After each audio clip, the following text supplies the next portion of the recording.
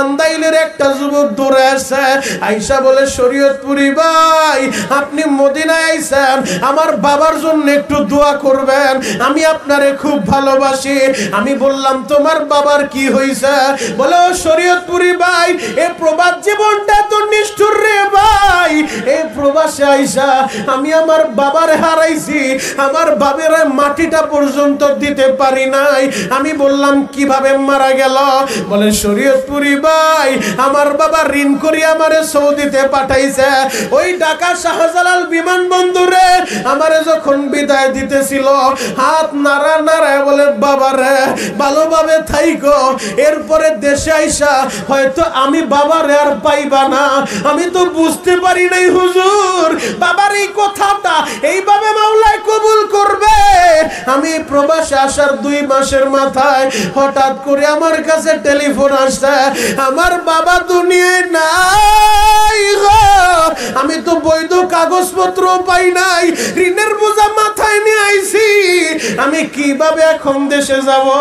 আমি আমার বাবার মাটিটাও দিতে পারি নাই, আমি হতভাগা। আমার বাবার জন্য একটু দোয়া করবেন।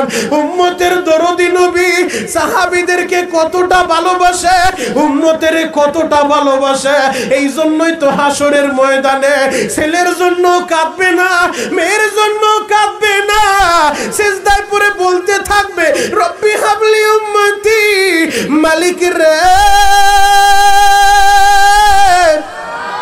আমার উম্মত গুনাহগার, আমার উম্মতের মাফ কুরবানি, উম্মতের নাজাতের লাইগা কখনো মিজানের পাল্লার কাছে, কখনো হাউজে কাউসারের কিনারায়, কখনো পাগলের মতো দৌড়াইতে থাকবে পুনরায়। একটা উম্মত যেন জাহান্নামে না যায় গো বাবা। ওই দয়ার নবী মায়ার নবী মুআজ ইবনে জাবালকে মরুভূমির মাঝখানে ইয়ামানের গভর্নর বানায় বিদায় দিয়া দেয়। মুআজ ইবনে জাবাল উটের উপরে, নবী আমার মরুভূমির মাঝখান থেকে হাত নাড়া নাড়া বলে মুআজ রে আমারে ভালোভাবে দেখা যাও, এরপরে মদিনায় ঠিকই আইবা, হয়তো আমি নবীর আর পাইবা না। এই কথাটা যখন রহমাতুল লিল আলামিন বলছে, মুআজ ইবনে জাবাল উটের উপর থেকে ঘাড়টা ঘুরাইয়া আমার নবীর দিকে তাকাইছে। বাবা 4 চোখের মিলন হয়ে গেছে। মুআজ ইবনে জাবালের চোখে নবীর চোখ পইরা গেছে। মুআজ ইবনে জাবাল একটা চিৎকার মাইরা উটের উপর থেকে গড়ে গড়ে বালুর ভিতরে পড়ে গেছে। আহারে দুলা বালু মাখা শরীরটা নিয়া মুআজ ইবনে জাবাল পাগলের মতো নবীর দিকে ছুটছে। নবী আমার হাত 2টা বাড়ায় দিছে। মুআজ ইবনে জাবাল বালু মাখা শরীর নিয়া নবীরে জড়ায় ধরছে। নবী গো আপনারে সারা আমি কেমনে থাকবো? নবীজি আপনারে সারা আমি থাকতে পারবো না। আমার নবী বললেন মুআজ রে যদিও তুমি ইয়ামানে থাকবা, আমি থাকবো মদিনায়, তবে তুমি আমার কাছ থেকে দূরে না, তুমি আমার কাছাকাছি থাকবা। আর যদি বাড়ি মদিনায় হয়, যদি আমার সুন্নত না থাকে, সে আমার কাছে না, আমার থেকে বহুত দূরে। শিমুলিয়ার আশিকে রাসূলের দিলে ব্যথা। ও শরীয়তপুরি ভাই মদিনা থেকে বাড়ি আমার 6500 কিলোমিটার দূর। আমি বাংলাদেশে জন্ম নিছি, আমি শিমুলিয়া জন্ম নিছি, আমার বাড়ি বাংলাদেশে। যদি মদিনায় আমার বাড়ি হইতো, আমি নবীর কদমে কদমে চলতাম। আবু বকর যেমন নবীর কদমে কদমে চইলা মরার পরেও নবীর রওজার পাশে, নবীর পাশে ঘুমায় রইছে। নবীর সাহাবী হযরত ওমর নবীর কদমে কদমে চইলা ইন্তেকালের পরও নবীর পাশে ঘুমায় রইছে। নবীর সাহাবীরা নবীর কদমে কদমে চইলা নবীর রওজার পাশে জান্নাতুল বাকি, ওই জান্নাতুল বাকি গোরস্থানে 10,000 সাহাবী ঘুমায় রইছে। যদি আমার বাড়ি মদিনায় হইতো, আমিও তো নবীরে ভালোবাসতাম, আমি ওই জান্নাতুল বাকিতে ঘুমাইতাম। যদি বাড়ি আমার মক্কায় হইতো, মক্কায় মারা গেলে জান্নাতুল মুআল্লায় আমার কবরটা হইতো। ও শরীয়তপুরি ভাই আমার মনে বড় ব্যথা। আমি মক্কায় জন্ম নিলাম না, আমি মদিনায় জন্ম নিলাম না, এই ব্যথা যেন না থাকে। এই জন্য 1500 বছর আগে উম্মতের দরদি নবী শোনা গেছে, মানা হাব্বা সুন্নতি ফাকাদ হাব্বানি, যে আমার সুন্নত ভালোবাসবে সে যেন আমারই ভালোবাসলো, আর যে আমারে ভালোবাসবে আমার সাথেই জান্নাতে থাকবে। কিছুক্ষণ আগে এই জায়গায় নামাজ হয়েছে, ইমাম সাহেব নামাজের সময় হাত বাঁধছে, কি বললা? সুবহানাল্লাহ। কি বলছে? জোরে বলেন। হেমায়তপুরের ইমাম সাহেব কি বলে? গাজীপুরের ইমাম সাহেব কি বলে? মক্কার ইমাম সাহেব কি বলে? আপনিও যখন 5 ওয়াক্ত নামাজ একা একা পড়েন আর জামাতে পড়েন, 5 ওয়াক্ত নামাজে আল্লাহু আকবার আছে না নাই? আর জোরে বলতে হবে, আছে না নাই? মুসলমানের সন্তান জন্মগ্রহণের পরে ডান কান আল্লাহু আকবার, মুসলমানের সন্তান জন্মগ্রহণ করার পরে বাম কান আল্লাহু আকবার। এমন কি এই দুনিয়া থেকে যেদিন বিদায় নিয়ে চলে যাব, শেষ বিদায়ের জানাজা, ওই দিনেও আল্লাহু আকবার আছে না নাই? আর জোরে বলেন, আছে না নাই? আমাদের জন্মের পরে ডান কান আল্লাহু আকবার, বাম কান আল্লাহু আকবার। প্রতিদিন মসজিদের মিনার থেকে মুয়াজ্জিন 5 বার আল্লাহু আকবার বলে নামাজের জন্য আহ্বান করে। ইমাম সাহেব 5 ওয়াক্ত নামাজের সময় আল্লাহু আকবার বলে হাত বাঁধে, ব্যক্তিগতভাবে একা একা নামাজ পড়লো আল্লাহু আকবার বলে হাত বাঁধে। এই তাকবীর এমন এক পাওয়ারের নাম, এই পাওয়ারের সামনে নাস্তিক আর বেঈমানগুলা কুলাইতে পারে না। মুসলমানের বোমা কামানের দরকার হয় না। আল্লাহ প্রদত্ত যেই পাওয়ার, মুসলমান যখন জবানে আল্লাহু আকবার উচ্চারণ করে, বেঈমানের দিলের ভিতরে ভূমিকম্প শুরু হয়ে যায়। কথা বলেন ঠিক কিনা? কে কে আসছে? সভাপতি জনাব মোহাম্মদ মুবারক হোসেন, সাধারণ সম্পাদক জনাব মোহাম্মদ মুবারক হোসেন ভাই, সাধারণ সম্পাদক শিমুলিয়া ইউনিয়ন বিএনপি। জনাব মোহাম্মদ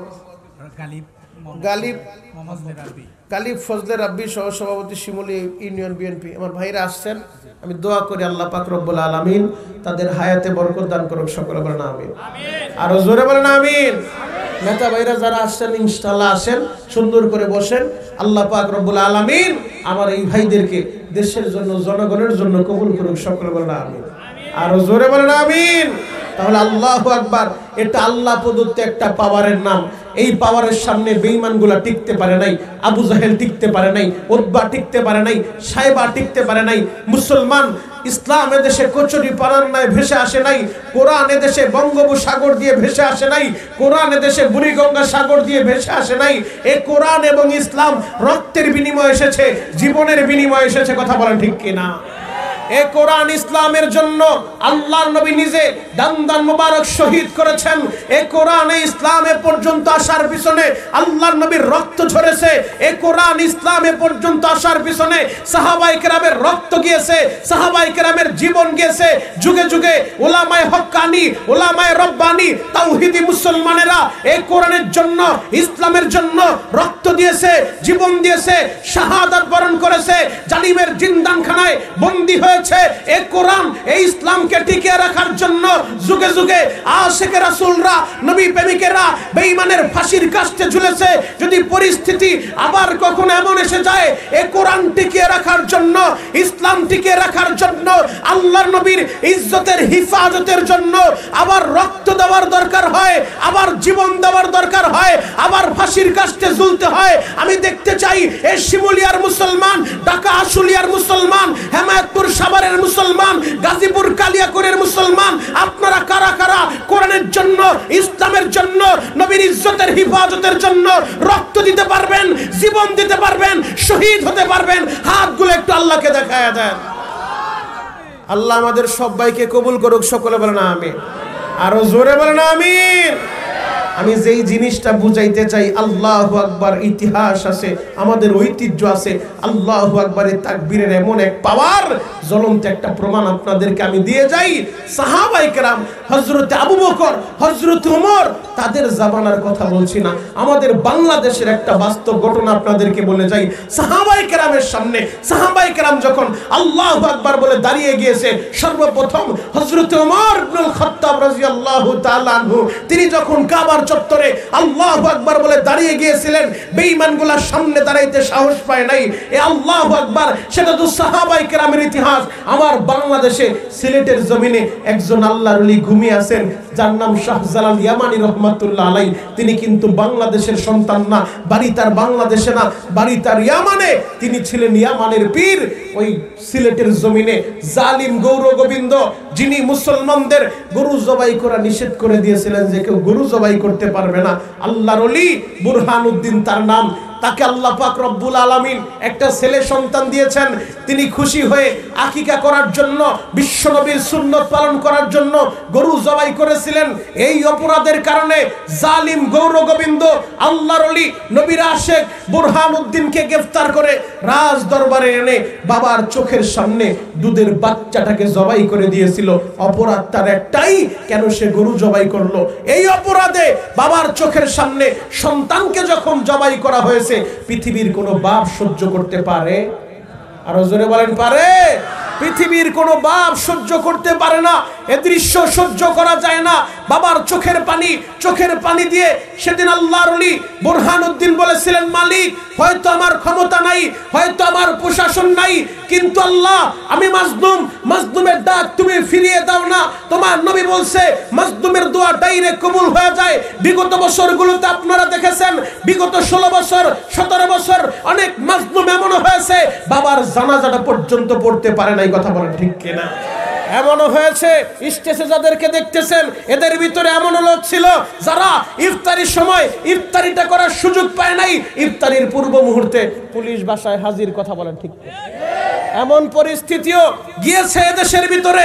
আপনারা দেখেছেন মাজলুমের দোয়া বিফলে যায় না, মাজলুমের চোখের পানি বিফলে যায় না, মাজলুমের দোয়া ডাইরেক্ট আল্লাহর দরবারে কবুল হয়ে যায়।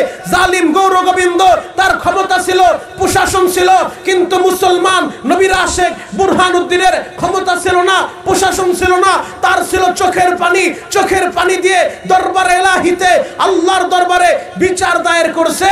আমার আল্লাহ স্বপ্নে যোগে মদিনার নবীরে জানায় দিছে, আল্লাহ পাক রব্বুল আলামিন মদিনার নবীর মাধ্যমে ইয়ামানের পীর শাহজালাল ইয়ামানী, যিনি খানকায় ঘুমিয়েছিলেন তাহাজ্জুদের সময়, মদিনার নবীর মাধ্যমে শাহজালাল ইয়ামানীর স্বপ্ন দেখাইছে। আল্লাহু আকবার। মদিনার নবীর স্বপ্নে যোগে শাহজালাল ইয়ামানীর ডাক দিছে, শাহজালাল রে, আল্লাহু আকবার। খানকা ছেড়ে তাড়াতাড়ি বাংলার উদ্দেশ্যে রওনা দাও। বাংলাদেশের জালিম গৌর গোবিন্দ মুসলমানদেরকে গরু জবাই দিতে দেয় না। ও শাহজালাল, খানকা ছেড়ে বাংলার উদ্দেশ্যে রওনা হও।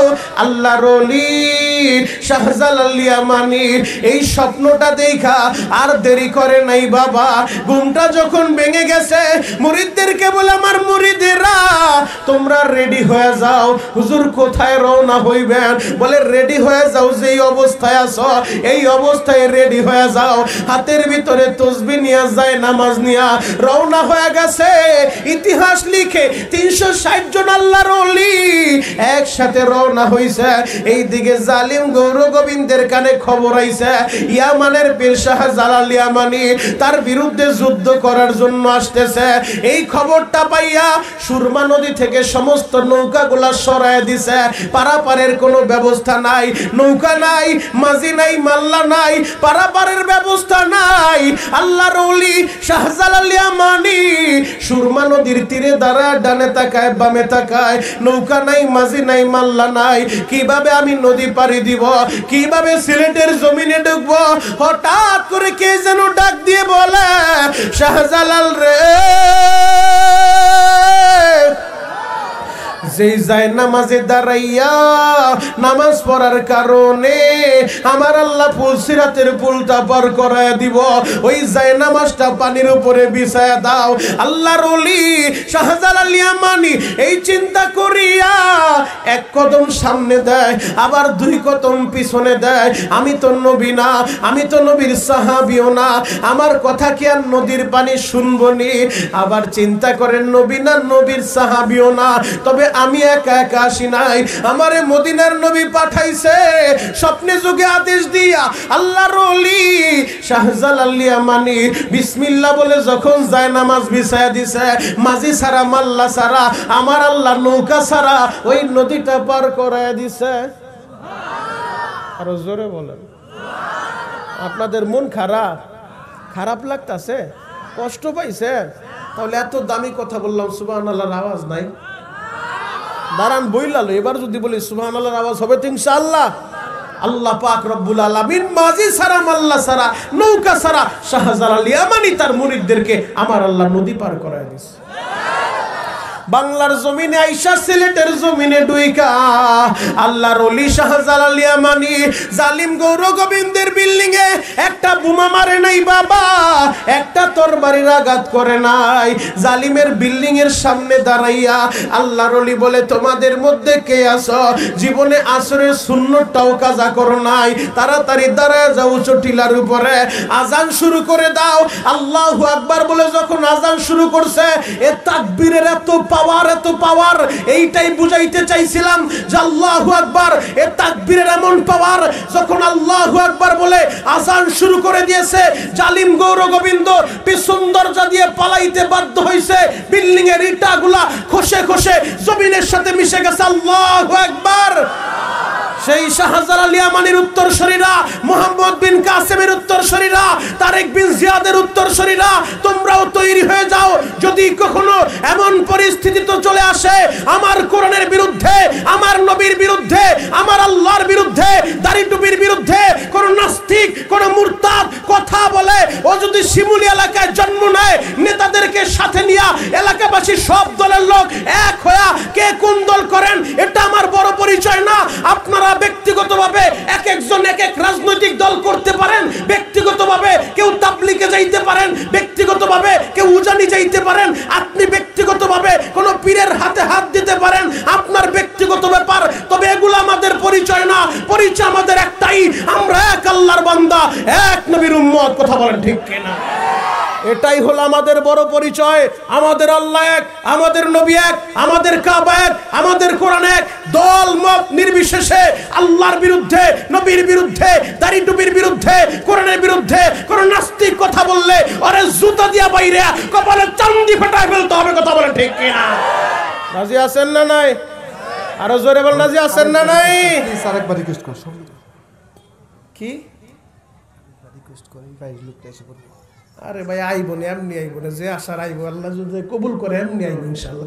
ভাই একটু তাড়াতাড়ি ভিতরে আসো সবাই, ইনশাআল্লাহ সবাই চলে আসবে। আল্লাহু আকবার বলেন তো, আরো জোরে বলেন আল্লাহু আকবার।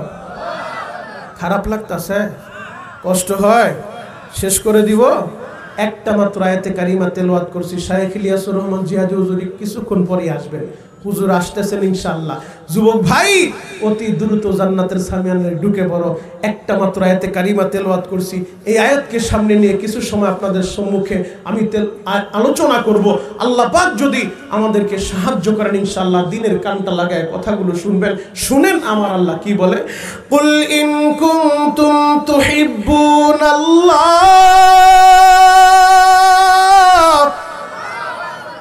আল্লাহ বলে নবীজি দুনিয়ার মানুষেরে বলে দেন, তাদেরকে জানায় দেন, যারা আমি আল্লাহরে ভালোবাসতে চাই। আমি আপনাদের কাছে জানতে চাই, আপনারা কি আল্লাহরে ভালোবাসতে চান কি চান না? সবাই চান। তাহলে মুহাব্বতে ভালোবাসার একটা ডাক দেন তো, ইয়া আল্লাহ, ইয়া আল্লাহ। আল্লাহ বলেন নবী গো আপনি দুনিয়ার মানুষের বলে দেন যারা আমি আল্লাহরে ভালোবাসতে চাই ফাত্তাবিউনি ইউহিব্বুকুমুল্লাহ, আগে যেন আপনারে ভালোবাসে, আপনার ইত্তেবা অনুসরণ করে। যদি আপনারে ভালোবাসে আমার ভালোবাসা পেয়ে যাবে, আর যদি আমার ভালোবাসা পায় ওয়ায়াগফির লাকুম যুনুবাকুম, আমি আল্লাহ এদের জীবনের সব গুনাহ মাফ করে দিব। ও আমার শিমুলিয়ার ভাইরা ভাইরা রে, আমরা সবাই তো আল্লাহরে ভালোবাসতে চাই। আল্লাহরে ভালোবাসতে চাইলে আগে নবীকে ভালোবাসতে হবে। নবীরে ভালোবাসতে চাইলে নবীর সুন্নত পালন করতে হবে। নবীজি বলে, মান আহাব্বা সুন্নতি ফাকাদ আহাব্বানি, যে আমার সুন্নতকে ভালোবাসবা সে যেন আমারই ভালোবাসলা, আর যে আমি নবীরে ভালোবাসবে সে আমার সাথেই জান্নাতে থাকবে। আরো জোরে বলেন। নবীর সাথে জান্নাতে থাকতে চাইলে নবীর সুন্নত ভালোবাসতে হবে। নবীর সুন্নত ভালোবাসলে নবীর ভালোবাসা পাওয়া যায়। নবীর ভালোবাসা পাইলে আল্লাহর বন্ধু বানানো যায়। আর যে আল্লাহর বন্ধু হয়ে যায় এর কোনো ভয় নাই, এর চিন্তার কোনো কারণ নাই। ওয়াবশিরু বিল জান্নাহ, তার জন্য রয়েছে জান্নাতের সুসংবাদ, যে আল্লাহকে বন্ধু বানাইতে পারে। ওয়াগফির লাকুম যুনুবাকুম, আল্লাহ বলে আমি আল্লাহ এদের জীবনের সব গুনাহ খাতা মাফ করে দেই। আল্লাহু আকবার। আরো জোরে বলেন আল্লাহু আকবার। তাহলে আমরা সবাই তো আল্লাহরে ভালোবাসতে চাই, নবীরে ভালোবাসতে চাই। নবীকে যে আমরা ভালোবাসবো, কিভাবে ভালোবাসবো? সাহাবায়ে কেরাম আমাদেরকে দেখায় গেছে, সাহাবায়ে কেরাম আমাদেরকে শিখায় গেছে কোন তরিকায় নবীজিরে ভালোবাসতে হয়। জ্বলন্ত একটা প্রমাণ আপনাদের সামনে আমি তুলে ধরবো যাতে আপনাদের বুঝতে সহজ হয়। সাহাবায়ে কেরাম শুধু মুখে মুখে দাবি করেন নাই আশিকে রাসূল, দেওয়ালে দেওয়ালে লিখলেই আশিক হওয়া যায় না। আশিক যদি হইতে চাও সচ্চা পাক্কা আশিক হওয়া লাগবে। সাহাবায়ে কেরাম নবীর জন্য কতটা পাগল ছিল, আর আমার নবী সাহাবায়ে কেরামের জন্য কতটা পাগল ছিল। আমার নবী উম্মতের দরদি নবী। যুবক, কেন তুমি নবীরে ভালোবাসবা না? যেই নবী পুরাটা জিন্দেগি উম্মতি উম্মতি বলে কাঁদলো, যেই নবী এখনো পর্যন্ত সোনার মদিনায় সবুজ গম্বুজের নিচে শুয়া এখনো পর্যন্ত উম্মতের জন্য চোখের পানি জড়ায়, যেই নবী ময়দানে মাহশারে যেদিন তুমি তোমার নেতারে পাইবা না, যেদিন তুমি তোমার পীররে পাইবা না, যেদিন তুমি তোমার ভাইরে পাইবা না, যেদিন তুমি তোমার বাবাকে পাইবা না, আমার বানানো কথা না, কথাটা খারাপ লাগতে পারে, আমার কথা না, আল্লাহর ঘোষণা, ইয়াউমা ইয়াফিরুল মারউ মিন আখি ওয়া উম্মিহি ওয়া আবি। ময়দানে মাহশারে তোমার ভাই তোমার কাজে আসবে না, তোমার বাপ তোমার কাজে আসবে না, তোমার মা তোমার কাজে আসবে না। ওই ময়দানে মাহশারে একজন বন্ধু পাইবা, একজন দরদি পাইবা, যিনি সিজদায় পড়ে বলতে থাকবে, রব্বি হাবলি উম্মতি উম্মতি উম্মতি, আল্লাহ আমার উম্মতকে আপনি মাফ করে দেন। আল্লাহু আকবার। নবী উম্মতের জন্য কতটা পাগল, আর উম্মত নবীর জন্য কতটা পাগল। যুবক, নবীর সাহাবীরা দেখা গেছে কিভাবে নবীরে ভালোবাসতে হয়। চলন্ত একটা প্রমাণ আপনাদের সামনে উপস্থাপন করব যাতে আপনাদের বুঝতে সহজ হয়। আল্লাহর নবী তার সাহাবীদেরকে কতটা ভালোবাসতেন। নবীজি তার আদরের সাহাবী মুআয ইবনে জাবালকে ইয়ামানের গভর্নর বানাইলেন। ইয়ামানের গভর্নর বানায়া মুআয ইবনে জাবালকে নবীজি বিদায় দিবেন। তো নবীজি তাকে বুঝাইতেছেন কিভাবে তুমি তোমার সমাজ পরিচালনা করবা, বিচার কার্যক্রম ফয়সালা করবা, এই বিভিন্ন বিষয় আলোচনা করতেছেন, তাকে বুঝাইতেছেন। মা যেমন সন্তানকে বুঝায় বিদায় দেওয়ার আগে, বাবারে বিদেশে যাইবা, ভালোভাবে থাইকো, মানুষের মনে কষ্ট দিও না, যার অধীনে কাজ করবা তার কথা মাইনো, এইভাবে মা যেমন সন্তানকে বুঝায়, তো নবী তার সাহাবীকে বুঝাইতেছে। বুঝাইতে বুঝাইতে নবীজি বললেন, মুআয তুমি রেডি হয়ে যাও। মুআয ইবনে জাবাল উটের উপরে উঠা গেছে, নবীজি নিচে, মুআয ইবনে জাবাল উটের উপরে। এবার বিদায় দিতেছে। মা যেমন সন্তানকে বিদায় দেয়, ও আমার শিমুলিয়ার যুবক ভাইরা, নিজের ব্যক্তিগত জীবনে হিসাবটা মিলান। আপনি যখন লেখাপড়া করার জন্য আপনার এলাকা সাইরা শহরে কোথাও গিয়েছিলেন, অথবা আপনি কোনো কাজের সুবাদে দেশের বাহিরে প্রবাসে গিয়েছিলেন, দেখবেন মা দুঃখিনী সন্তানরে যেই গাড়ির ভিতরে উঠায় দেয়, গাড়িটা যত দূর দেখা যায় মা দুঃখিনী এক নজরে তাকায় থাকে আর কাপড়ের আঁচল দিয়া চোখ গুলোর পানিগুলা মুছতে থাকে। কথা বলেন ঠিক কিনা? এর নাম হলো মা। মা যেমন সন্তানকে বিদায় দেয়, নৌকার ভিতরে উঠাইছে তো সন্তান যাবে, মা হাত ইশারা দিতে থাকে, চোখের পানি মুছতে থাকে, এর নাম হলো মা। নবী তার সাহাবী মুআয ইবনে জাবালকে বিদায় দিতেছেন, উটের উপরে উঠাইছে, নবী নিজে হাঁটতেছে। কথা বলতে বলতে একটা পর্যায়ে মদিনার বাইরে চলে গেছে, বাব মদিনা, মদিনার গেটের বাইরে চলে গেছে। যখন মরুভূমির মাঝখান দিয়া বিদায় দিতেছে, হঠাৎ করে উম্মতের দরদি নবী আমার হাতটা বাড়ায় দিছে। মুআয রে, আমারে ভালোভাবে দেখা যাও রে মুআয, এরপরে তো মদিনায় আইবা, হয়তো এরপরে মদিনায় আইলে আমি নবীর আর পাইবা না। এইভাবে যখন কথাটা বলছে বাবা মুআজ ইবনে জাবাল, কথাটা দিলের ভিতরে লাইগা গেছে। জ্বলন্ত একটা প্রমাণ দেয়া যায়, আমাদের এই পাশের জেলায় ওই মোমেন শাহী নান্দাইলের একটা যুবক, আমি যখন গত মাসে মদিনায় গেলাম বাবা, আমি আমার নবীর রওজাটা জিয়ারত কইরা আমি যখন বের হইছি, নান্দাইলের একটা যুবক দৌড়ে আসছে, আইসা বলে শরীয়তপুরি ভাই আপনি মদিনায় আইছেন, আমার বাবার জন্য একটু দোয়া করবেন, আমি আপনারে খুব ভালোবাসি। আমি বললাম তোমার বাবার কি হইছে? বলে ও শরীয়তপুরি ভাই এ প্রবাস জীবনটা তো নিষ্ঠুর রে ভাই, এই প্রবাসে আইসা আমি আমার বাবার হারাইছি, আমার বাবার মাটিটা পর্যন্ত দিতে পারি নাই। আমি বললাম কিভাবে মারা গেল? বলে শরীয়তপুরি ভাই আমার বাবা ঋণ করি আমারে সৌদিতে পাঠাইছে, ওই ঢাকা শাহজালাল বিমানবন্দরে আমারে যখন বিদায় দিতেছিল হাত নাড়ায় বলে বাবারে ভালোভাবে থাইকো, এরপরে দেশে আইসা হয়তো আমি বাবারে আর পাইবা না। আমি তো বুঝতে পারি নাই হুজুর বাবার এই কথাটা এইভাবে মাওলা কবুল করবে।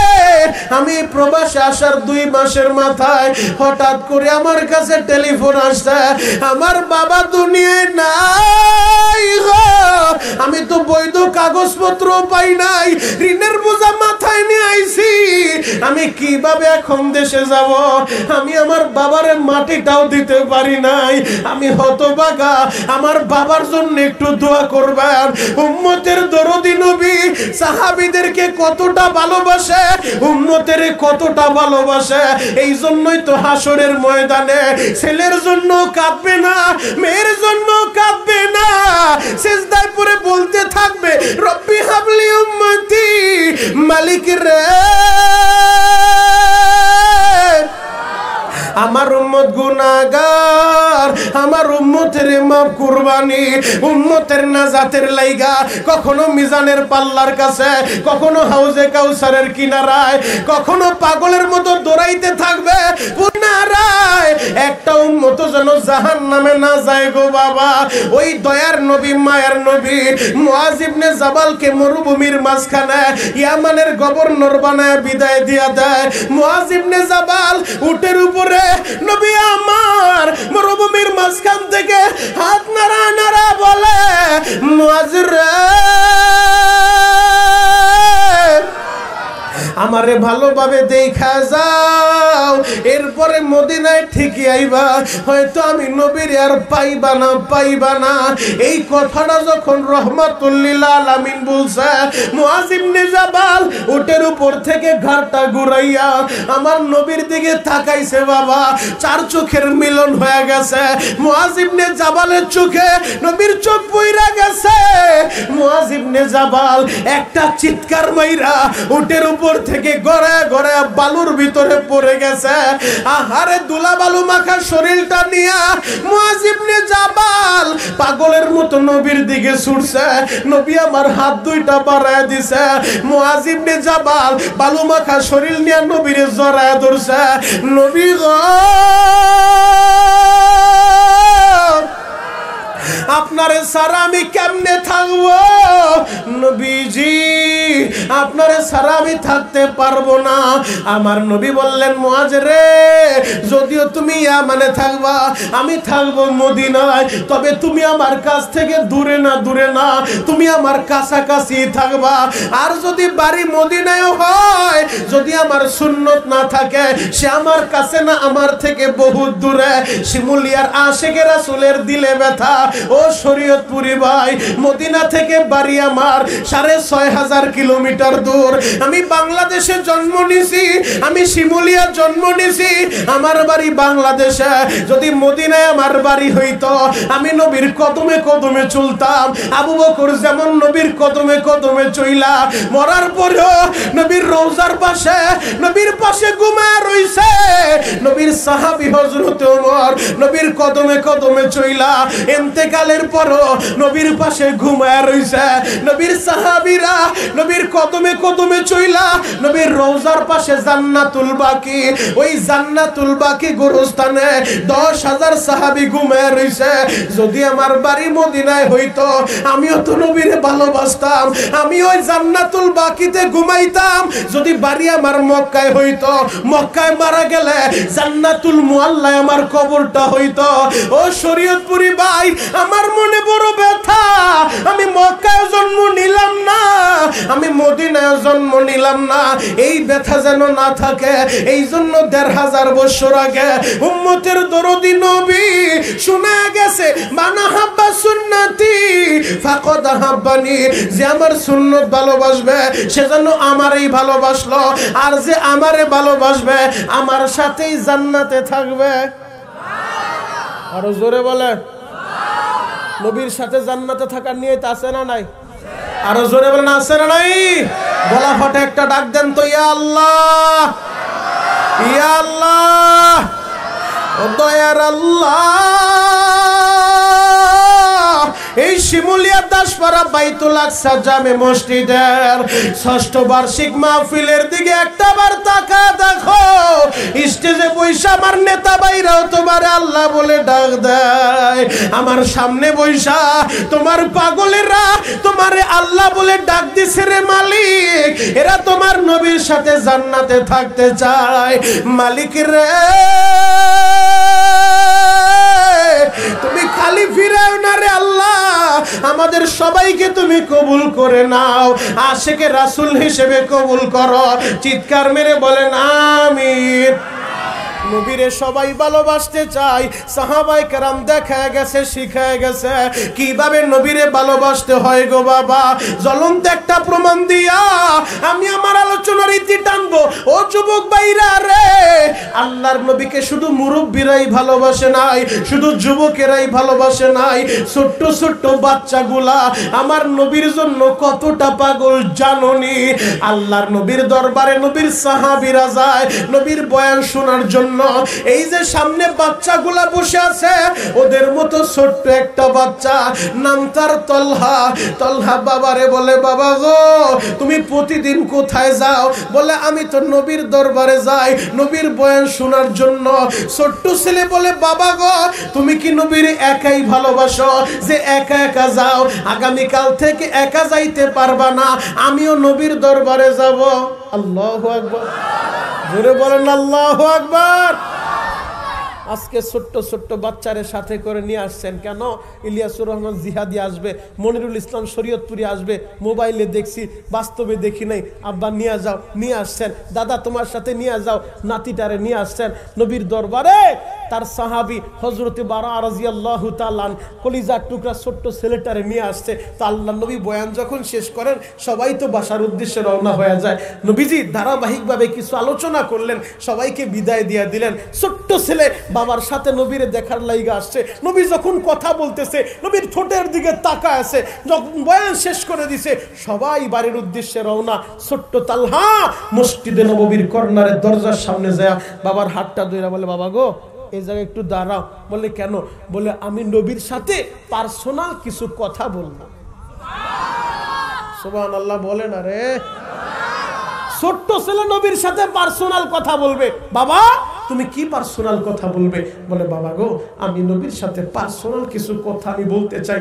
বাবা বলে, বাবা রে, হযরত আবু বকরের মতো জলিল কদর সাহাবী নবীর সামনে কথা বলতে গেলে থরথর করে কাঁপে। ওমরের মতো বীর বাহাদুর সে ওমর নবীর সামনে কথা বলতে গেলে থরথর করে কাঁপে। কোনো বেয়াদবি হয়ে যায় কিনা? বাবা তুই ছোট্ট মানুষ, কি কথা বলবি? বলে বাবা তুমি চিন্তিত হইও না, তুমি একটু দাঁড়াও, আমি নবীর সাথে পার্সোনাল কথাটা সেরে আসি। ছোট্ট ছেলে নবীর কত আশেক শুনো। শিমুলিয়ার যুবক ছোট্ট ছেলেটা রহমাতুল লিল আলামিনের সামনে দাঁড়ায় বলে, ইয়া রাসূলুল্লাহ, ইয়া হাবিবাল্লাহ, নবীজি আপনাকে একটা কথা আমি বলতে চাই, বলবো? রহমাতুল লিল আলামিন মুস্কি হাসি দিয়া মাথার ভিতরে হাতটা বুলায় দেয় আর বলে, বাবা কি বলবা? বলো বলো। ছোট্ট ছেলে তালহা বলে, নবীজি আমি তালহা, আপনি নবীরে অনেক ভালোবাসি। রহমাতুল লিল আলামিন অবাক হয়ে গেছে। ছোট্ট ছেলে বলে কি, বাবা তুমি কি বলো? হ্যাঁ নবী, সত্যি সত্যি সত্যি, ওই যে আমার বাপ দাঁড়ায় আছে, আমার বাবার চাইতেও আমি তালহা আপনি নবীকেই বেশি ভালোবাসি। একজন ইমানদার ততক্ষণ পর্যন্তই পরিপূর্ণ ইমানদার হয় না, আমার বানানো কথা না, বুখারীর বর্ণনা। উলামায়ে কেরাম আছে, জিজ্ঞেস করে দেখেন, লা ইউমিনু আহাদুকুম হাত্তা কুনা হাব্বা ইলাইহি মিন ওয়ালিদিহি ওয়া ওয়ালাদিহি ওয়ান নাসি আজমাইন। যতক্ষণ পর্যন্ত আপনার মা বাবা, ছেলে সন্তান, এমন কি নিজের কলিজার চাইতে নবীরে বেশি ভালো না বাসতে পারবেন, ততক্ষণ পর্যন্ত সাচ্চা পাক্কা মুমিন আপনি হতে পারবেন না। নবী যখন শুনতেছে ছোট্ট ছেলেটা বলে বাবার চাইতে নবীরে বেশি ভালোবাসে, নবী অবাক হয়ে গেছে, বাবা তুমি কি সত্যি বলছো? ছোট্ট ছেলে বলে সত্যি সত্যি সত্যি, আমি আমার বাবার চাইতে, মায়ের চাইতে আপনি নবীকেই বেশি ভালোবাসি। রহমাতুল লিল আলামিন নবী আমার। ছোট্ট ছেলে তালহার মাথায় হাত বুলায় দেয় আর বলে, তালহা রে,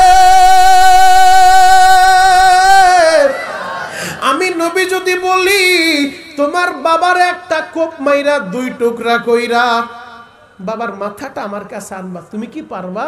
ও আশিকে রাসূলরা, ও হাজী সাহেব, ও গাজী সাহেব, আপনি কি জবাব দিতেন?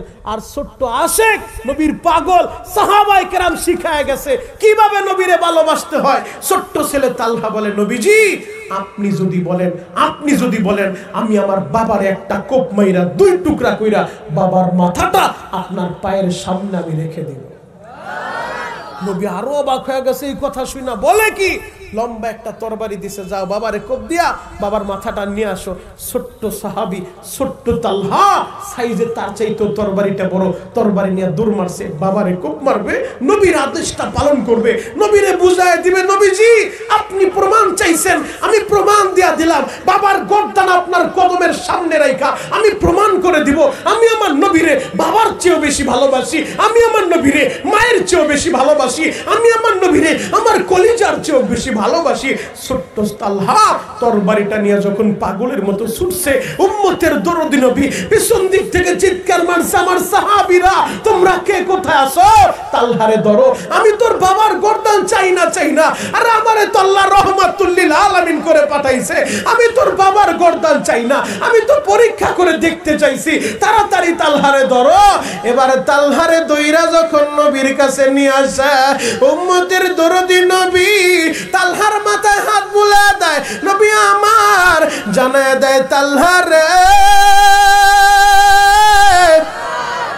আমি তোমার পরীক্ষা নিলাম, এই পরীক্ষায় তুমি পাস করছো গো বাবা, তুমি পরীক্ষায় পাস করছো, আমি রেজাল্টও তোমারে দিয়া দেই, আজ থেকে তো শুধু তুমি আমারে ভালোবাসো না, আমি নবীও তোমারে ভালোবাসি। নবীজি যদি বলে আমি তোমারে ভালোবাসি, তার আর কোনো চিন্তা আছে? সবাই বলেন চিন্তা আছে? লম্বা আলোচনা সার সংক্ষেপে বইলা যায়, যেহেতু জিহাদি হুজুর তাড়াতাড়ি চলে আসবে। বাপ, এই তালহা অসুস্থ হয়ে বিছানায় পড়ে গেছে, রহমাতুল লিল আলামিনের কানে খবর আসছে আপনার ভালোবাসার তালহা অসুস্থ হয়ে বিছানায় পড়ে গেছে। উম্মতের দরদি নবী তালহারে দেখার লাইগা বাড়িতে সুইটা গেছে, মাথার কাছে বৈশা হাতটা বুলায়া দেয়, ও তালহা তোমার কি অবস্থা? বলেন নবীজি আপনি যেহেতু বাসায় আসছেন আমার সব কষ্ট দূর হয়ে গেছে। আল্লাহর নবী তালহার বাবারে ডাইকা বলে, আবু তালহা শোনো, তোমার ছেলেটা যদি মারা যায় আমি নবীরে কিন্তু অবশ্যই বলবা, আমি নবী নিজের হাত দিয়ে আমার তালহারে গোসল দিব, আমি নবী নিজের হাতে এই তালহারে কাপড়ের কাপড়টা পরায় দিব, আমি নবী নিজে ওর জানাজার ইমামতি করব, আমি নবী নিজে তালহার কবরে নাই মা ওরে কবরে শোয়াইব। আল্লাহু আকবার। তালহার বাবা বলেন, নবী গো আপনি যদি কাউরে গোসল দিতে চান, আপনি যদি কারো জানাজার ইমামতি করতে চান, তার চাইতে দামি তো আর কেউ হতে পারে না, আমি কেন আপনারে বলবো না, অবশ্যই আপনারে বলবো। এই কথা বইলা চলে আসছে বাবা। হঠাৎ করে একদিন ফজরের নামাজের পর এক সাহাবী দৌড়ে আসছে, ইয়া রাসূলুল্লাহ, ইয়া হাবিবাল্লাহ, নবীজি আপনার আদরের তালহা তোর দুনিয়ায় নাই। আমার নবী বললেন, আমারে কি শুনাইলি? ওই সাহাবী বলেন, নবী গো আপনি অবাক হয়ে যাবেন, আপনার না জানাইয়া গতকাল রাত্রি কিন্তু তালহারে কবর দিছে। আমার নবী একটু কষ্ট পাইলেন, আমি বলে আসলাম আমি ওরে গোসল দিব, আমি তালহারে ভালোবাসি, তালহা আমারে ভালোবাসে, আমিও তালহারে ভালোবাসি। আমি নবী নিজে ওর জানাজার ইমামতি কইরা ওরে কবরে রাখবো। আমারে কেন না জানে কবরটা দিল, চলো তোদের বাড়িতে যাই। এবার উম্মতের দরদি নবী তালহার বাড়িতে হাজির হয়ে গেছে। তালহার বাবা থরথর করে কাঁপে, নবীর সামনে দাঁড়ায় বলে, নবী গো, বেয়াদবি নিয়েন না গো নবী, আমারে আপনি ক্ষমা করে দেন। নবীজি বলেন, ক্ষমা পরে আগে বলো কেন আমারে জানাইলা না? তালহার বাবা কান্দে আর বলেন, নবী গো, আপনি তো জানতেন আমার ছেলে আপনারে ভালোবাসে, আমিও জানতাম ছেলে আপনারে ভালোবাসে, তবে এই ভালোবাসার পরিমাপটা কত আমি বুঝতে পারি নাই, এই ভালোবাসার গভীরতা কত। নবী বললেন, কেন কি হইছে? তালহার বাবা বলেন, নবীজি গতকাল বেলা 10টার দিকে ছেলের শরীরে প্রচন্ড জ্বর উঠে গেছে, ছেলে আর কথাও বলতে পারে না, থরথর করে কাঁপুনি শুরু হয়ে গেছে। আমার ছেলে বলে, বাবা গো, আমার হাতের ভিতরে হাতটা দিবানি। আমি ছেলের হাতে হাত দিলাম। আমার ছেলে বলে, বাবা গো, বেশি কিছু চাই না রে বাবা, এমন একটা চাওয়া তোমার কাছে চাইবো, বলো ও দাদা আমারে দিবানি। আমি বললাম, বাবারে এইভাবে কেন বলো? ছেলে বাবার কাছে চাইবো, বাবাই দিব, এটাই স্বাভাবিক, এমন করে কেন বলতেছ? ও বাবা তুমি বলো আমারে দিবানি। হ্যাঁ বাবা আমি তোমারে দিব। তখন আমার ছেলে কি বলছে জানেননি? নবীজি বলে, কি বলছে?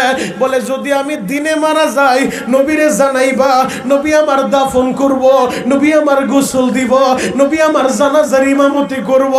ও প্রাণের বাবা, যদি রাত্রে আমি মারা যাই নবীরে বইলো না, রাত্রি বেলায় আমারে দাফন করে দিও। আমি বললাম, বাবা রে, নবী তো বলছেন নবীরে জানাইতে, আমি কেন জানাইবো না? আমার ছেলে তখন কান্দে আর বলে, বাবা তুমি কি জানো না, এই পৃথিবীতে আমার নবীর মা নাই গো, এই পৃথিবীতে আমার নবীর বাবা নাই। আমি তোমারে বাবা বলে ডাকছি, আমার কলিজা ঠান্ডা করছি, আমি তোমার কোলে উঠছি। আমার নবী এমন এতিম, বাবার কোলে উঠতে পারে নাই, বাবার চেহারাটাও দেখে নাই। আমার নবী এমন এতিম, নবী দুনিয়া আসার আগে বাবার আল্লাহ নিয়ে গেছে। ও বাবা, আমি কেন রাত্রিবেলা নবীরে আসতে নিষেধ করছি জানোনি? যদি রাত্রিবেলা ওই মসজিদে নববী থেকে আমাদের বাড়ি পর্যন্ত আসতে রাস্তার ভিতরে কয়েকটা কাফেরের বাড়ি আছে, আমার নবী যদি রাত্রিবেলা শুনে আমি তালহা মারা গেছি, আমারে শেষ বিদায় দেওয়ার লাইগা উম্মতের দরদি নবী পাগলের মতো ছুটে আসবো, আর রাত্রিবেলা নবীরে একা পাইয়া যদি কাফেরেরা মারে গো বাবা, আমি তো আসামি হয়ে যাব। আল্লাহ যদি বলে, তালহারে তোরে শেষ বিদায় দিতে যাইয়া আমার বন্ধু মার খাইছে, আমি কি জবাব দিব গো বাবা? ও আমার শিমুলিয়ার বাভারার বাইরা, ও আমার শিমুলিয়ার মাহারা বাইরা, তোমরা কারা বাবারে হারাইছো আমি জানি না রে ভাই। এখন বসে বসে কাঁদতে থাকো আর বলো, আল্লাহ আমার বাবারে তুমি মাফ করে দাও, আমার মায়েরে তুমি মাফ করে দাও। এই মাসের 3 তারিখ, আজকে তো 6 তারিখ, আজ থেকে 3 দিন আগের কথা বলছি বাবা। 3 তারিখে আমার মাহফিল ছিল জামালপুর বকশীগঞ্জে। আমি যখন দিকপাড়া হামিউস সুন্নাহ মাদ্রাসায় 9 জন হাফেজ সাহেবের মাথায় পাগড়ি পরায় দিলাম।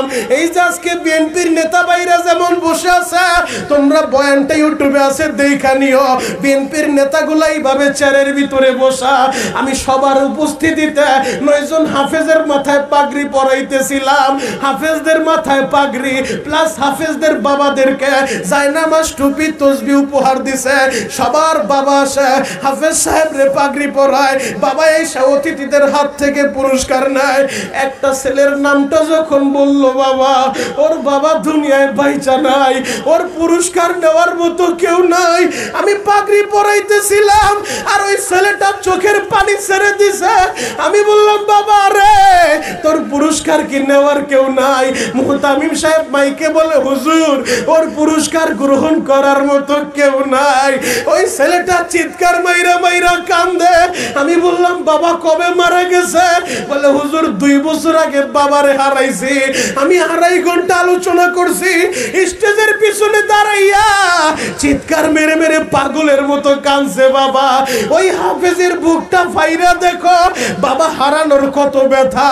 ও আমার শিমুলিয়ার বাইরা, আমি জানি না রে ভাই তোমরা কারা বাবারে কবরে শুয়াইছো, তোমরা কারা মায়েরে কবরে শুয়াইছো রে ভাই। এখন বসে বসে কাঁদতে থাকো আর বলো মালিক রে আমার বাবারে মাফ করে দাও, আমার মায়েরে মাফ করে দাও। আর তোমাদের যাদের মা বাইচা আছে, তোমাদের যাদের বাবা বাইচা আছে, তোদের পা দুইটা গায়ে দে রে ভাই। আমি পায়ে হাত রেখা বলে যেতে চাই, হয়তো আমি গুনাহগার, এই হাত দুইটা দিয়া বহুতবার কাবা ঘরের গিলাফটা আমি ধরছি, আমি তোদের পা ধরতে রাজি আছি। মার মনে কষ্ট দিস না রে ভাই, বাবার মনে কষ্ট দিস না। ওই যে শাইখ ইলিয়াসুর রহমান জিহাদি কিছুক্ষণ পরে আলোচনা করবে, 12 বছর বয়সে মা হারাইয়া সারা পৃথিবী গুইরা গুইরা মায়ের জন্য কাঁদে। আজও পর্যন্ত মার চেহারার মতো একটা চেহারার মানুষ পৃথিবীতে মিলাইতে পারে নাই, তুমিও পারবা না রে ভাই। ও বাবারা বাইরা রে, আমি একটু দেখতে চাই এই ময়দানে কারা কারা বাবা হারায় ফেলছো, এই ময়দানে কারা কারা মায়ের কবরে শোয়াইছো। যার একজন মারা গেছে একটা হাত উঁচু করো, যার দুইজন মারা গেছে দুইটা হাত উঁচু করো। আমার আল্লাহ একটু দেখুক, ও দয়ার আল্লাহ ময়দানটার দিকে তাকা দেখো। এই যে আমার নেতা ভাই বাম পাশে বসে আছে, মাও নাই বাবাও নাই। আল্লাহ মঞ্চের ভিতরে অধিকাংশ মা হারা বাপ হারা এতিম সন্তান। আল্লাহ এদের চোখের পানি তুমি ফিরিয়ে দিও না রে আল্লাহ। এদের মা বাবার কবরগুলা এখনই জান্নাতের বাগান বানায় দাও। চিৎকার মেরে বলেন আমিন। তাহলে আজকে একটা ওয়াদা নিয়ে বাড়িতে যাইতে চাই, জীবনে যতদিন বাঁচবো আল্লাহরে ভালোবাসবো, নবীরে ভালোবাসবো। রাজি আছেন না নাই? কে কে রাজি আছেন? দুইটা হাত টান টান করে একটাবার আল্লাহরে দেখান তো, গলা ফাটা একটা ডাক দেন ইয়া আল্লাহ। আরো জোরে ডাক দাও, ডাক দাও, ডাক দাও, ডাক দাও, চিৎকার মেরে ডাক দাও যুবক, ডাক দাও, ডাক দাও ইয়া আল্লাহ। ও দয়ার আল্লাহ একটাবার ময়দানের দিকে তাকা দেখান। আপনার পাগলের আপনারা আল্লাহ বলে ডাক দিছে, আল্লাহ এদেরকে আপনি ফিরায় দিয়েন না, এদেরকে আপনি তাড়ায় দিয়েন না। আল্লাহ এদের সবাইকে আপনি কবুল করে নেন। চিৎকার মেরে বলেন না আমি।